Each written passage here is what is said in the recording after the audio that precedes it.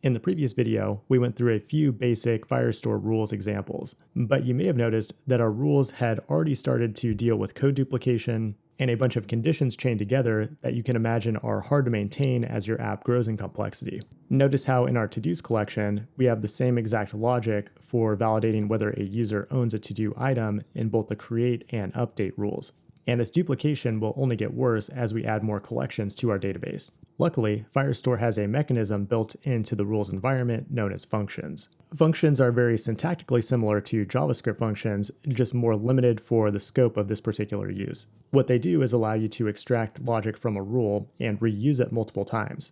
Not only does this make your code more reusable, but also more readable. You define a function using the function keyword. Then you can give it a name of whatever you want, followed by parentheses for the parameters. Now, just like the match keyword, where you define a function matters, because it will have access to all of the variables in that scope. In most cases, you'll want to define your functions at the same place you're defining your root collection rules. That'll give them access to the global objects of request, resource, and other reusable functions in the rules environment. However, you can scope them deeper in the rules tree if you find that to be more organized in your taste. One thing you'll be doing very often is checking whether or not a user is logged in. And personally, I find the code request_auth.uid does not equal null to be very difficult to read. Let's improve it by extracting it to a function.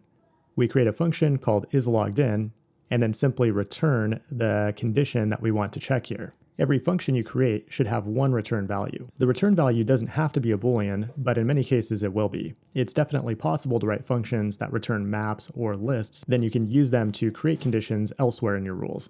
Now that our function's defined, we can go up to allow and say if isLoggedIn and call the function. Again, that makes our code more readable, and if our logged in logic ever changes, we can apply it to multiple places at the same time without having to refactor the entire code base. From there, let's create another function called belongs_to.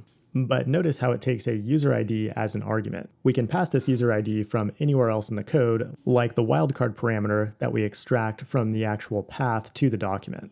We can then validate the condition by checking the request auth user ID equals the user ID that's passed in here. We can then go up to our write method and say if belongs to, and make sure to pass in the user ID from the wildcard value.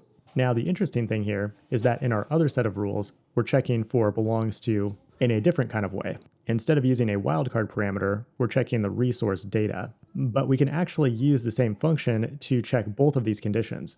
We can add the OR operator and then check for the request auth user ID equaling the resource data UID. And the end result is we now have a function that can check for both types of conditions of a user owning a document. Now, it's completely a matter of opinion, but this code might be a little too implicit, and you might want to extract it into two separate functions. But the nice thing about functions is that they give you the ability to customize your code in whatever way you prefer.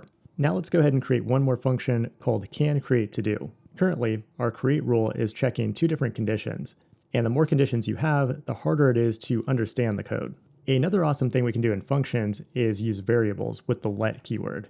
However, I do need to point out that variables are only available in rules version 2, so make sure that you have version 2 up here at the top if you want to use the variable syntax. We can use let to define a local variable, like user ID, that's based on the request auth user ID. It's also useful to extract your conditions to variables. We can set up one here called hasValidTimestamp that uses the condition request time equals the request resource data created at timestamp.